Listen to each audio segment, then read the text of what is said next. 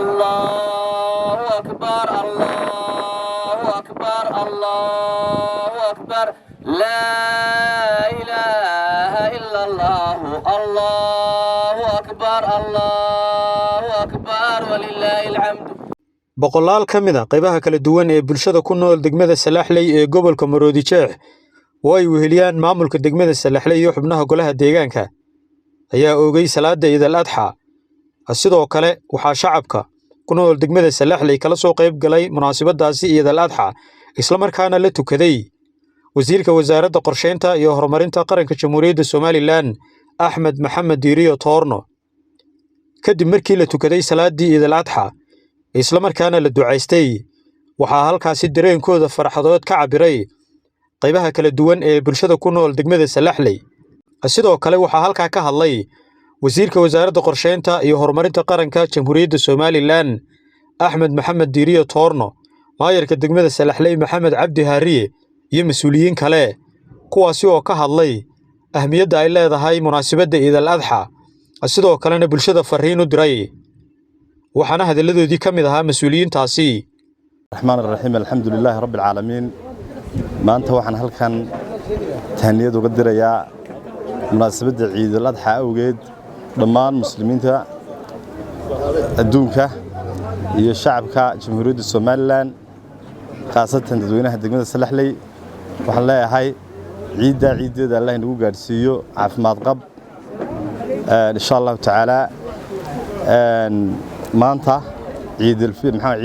waxaan ugu tukaday degmada Salaxley wasiirka wasaaradda qorsheynta qaranka Jamhuuriyadda Soomaaliland wasiir Axmed wana wasiirkii koobaad ee intii aan golaha deegaanka joognay weligeedba intii aan horta joognay maka oo wasiirkii koobaad ee maxay ahayd toy ka soo jeeda deegaankan ciid ku tukada maxay ahayd degmada dhexdeeda. wasiir aad iyo aad baad mahadsan tahay, waxaad hormood u tahay wasiirada kale dadka kale constituency-ga ee matala degmada tusaale u tahay insha Allah taala.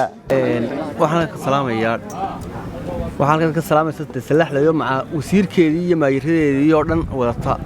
xaflay oo maanta qiimo badan runtii oo Eid al-Adha runtii waxa Ilaahay subhanahu wa ta'ala lagu mahadnaqo weeyaan amnigeena haysano maadaama amni ku yidnay taas waa mahad Ilaahay. talabaad hambaliyo dhama waxa la dirayaa maamulka jooga wasiirkii qorsheynta qaranka waa wasiirkii ugu horeeyay ee ku iida degmada Salaxley taasna runtii taariikh tahay. sidoo kale waxaan u mahadnaqayaa maayiradii hore oo iyaguna ka qayb inagula soo goobta. bismillaahi raxmaani raxiim. marka hore ilaahay baan u mahadnaqaynaa subxaanahu wa tacaala. mar labaad waxaanu tahniyadaynaynaa dhammaan shucuubta reer Soomaaliland gaar ahaan shucuubta muslimiinta. mar labaad waxaanu tahniyadaynaynaa shucuubta reer Soomaaliland. waxaan ilaahay uga rajaynaynaa Eid al-Adha ciideeda ilaahay nabad qab inuu gaarsiiyo. waxaa kaloo noo mahadnaqaynaa maxaan ku raadayay madaxda qaranka oo dhan, madaxweynaha Jamhuuriyadda Soomaaliland, madaxweyne ku-xigeenka Jamhuuriyadda Soomaaliland, madaxda labada gol qaran, golayaasha qaranka, kuwa deegaanka. waxaa kaloo noo mahadnaqaynaa wasiirka wasaaradda qorsheynta qaranka oo xalanta halkan nagula hoyday oo maanta nagula ciiday Salaxley. waa markii koobaad ee halkan uu ku ciido wasiir deegaanka ka soo jeeda. marka labaad waxaan mahad celinayaa runtii wasiirkii oo nala ciiday oo maanta runtii degmada nagula ciiday. waan soo dhaweynaa runtii wasiirka aad iyo aad waa runtii waa arrin xusud mudan oo waa markii ugu horreysay mas'uul wasiir oo deegaankii runtii uu halkan nagula tukado intaan ka xasuusto. markaa runtii waa arrin wanaagsan oo ku hambalyeynaa. waxa kale oo aan runtii hambalyeynaya runtii ummadda muslimiinta gaar ahaan shacbiga reer Soomaaliland gaar ahaan shacbiga runtii reer Salaxley. ilaahay ciideeda inuu gaarsiiyo caafimaad qab iyo barwaaqo. الرحمن الرحيم. مناسبة عيد الأضحى أوجد ما أنت وحن سلامنا دمان إسلام مدة إسلام كابن سلامنا مدة غير سومال لامبان سلامنا وحن سلامنا تدوينا غير سلحلي وحن سلام يا سيدو كله وزيرك وزارة قرشين تقارنك جمهورية الصومال لان مدن أحمد محمد ديرية تورنو oo ilaa shalay toolaba ku sugnaa degmada nagala soo qayb galay ciidal adxada waana wasiirkii koobaad ee anagoo reer Salaxley nagala soo qayb gala ciidal adxada ugu horeyn maanta waxaan munaasabadan halkan hambaliyo ciidal adxa uga diraya dhammaan muslimiinta meel kasta oo ay joogaan daafaha dunida iyo dalkaba mar labaad waxaan u hambaliyeynayaa dadweynaha reer Somaliland maanta ku ciiday dalkoodii nabadgelyo iyo caafimaad qab ku ciiday marka saddexaad waxaan u hambaliyeynayaa madaxweynaha Jamhuuriyadda Somaliland Muuse Biixi Cabdi iyo madaxweyne ku-xigeenka markaas afraadna waxaan u hambaliyeynayaa wasiirka kulli waxaan malaynayaa dadkan meesha fadhiya reer Salaxley horaanay hayno wasiirka magaciisa garan maayaan Axmed Maxamed Diiriya Toorno waxa fiican horta nabadgelyadu waa qaali waxaan leeyahay nabadgelyada hal wada ilaashado dhammaanteen nabadgelyada aan meel uga soo wada jeedno waxaan leeyahay sanadkiisa ilaahay ha nagu gaarsiiyo bashbash iyo barwaaqo runtii waxaan maanta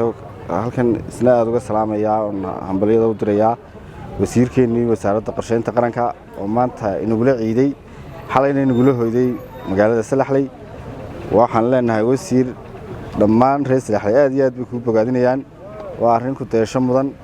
madaxdii kale deegaankan ka soo jeedinayna saasoo kale laga doonayay waxaynu hambaliyo bogaadin u dirinaa guud ahaan ummadda muslimiinta meel kasta ay joogaan gaar ahaan waxaynu u dirinaa ummadda reer Somaliland si gaarana waxaynu ugu sii dirinaa dadweynaha reer Salaxley ee aanu la iidnay ee sida fiican noo soo dhaweeyay quruxda badan runtii aad iyo aad noo soo dhaweeyay aan ugu mahadnaqayno aniga iyo qoyskayga oo wada soconay oo aan halkan ku iidaynay saakana halkan aan ku tukanay marka fursadan waxaan doonayaa anigu inaan uga faa'iideysto ilaahdo waxa inoogu muhiimsan amni wa iimaan markii la yiri waxa la horeysiiyay amniga marka amnigu sidoo muhiimka u yahay ee uu cibaadada maanta markaynu halka banaanka ku tukanaynay inagoo bilaa cabsiya de amnigeenu inaan waxba inaga noqonin dad baa siyaasadahan dad muwaadiniin ay kala riixanayaan moodayeen col yahay laakiin waxa muhiimka ee naga dhaxeeya siyaasadda iyo doorashada nin walba cid uu doonayo taageero cidda taageeraysa aday ku taala wadano walba wuxuu doonayaa in xisbigiisa la taageere reer Salaxleyna waxaan ka codsanayaa inay sidii sanadkii horeba kulmiye wanka u galay inaan u geli doono laakiin waxa inaga dhaxeeya amniga aynu wada ilaashano oo si wanaagsan aynu wada ilaashano oo hadallada xunxun ee xanafta leh aynu iska ilaalino meel walba iyadoo 99% ay fiican yihiin dadku hal midoo laga waayi maayo war xumata shiila Mawlid Maxamed Saciid warbaahinta qaranka degmada Salaxley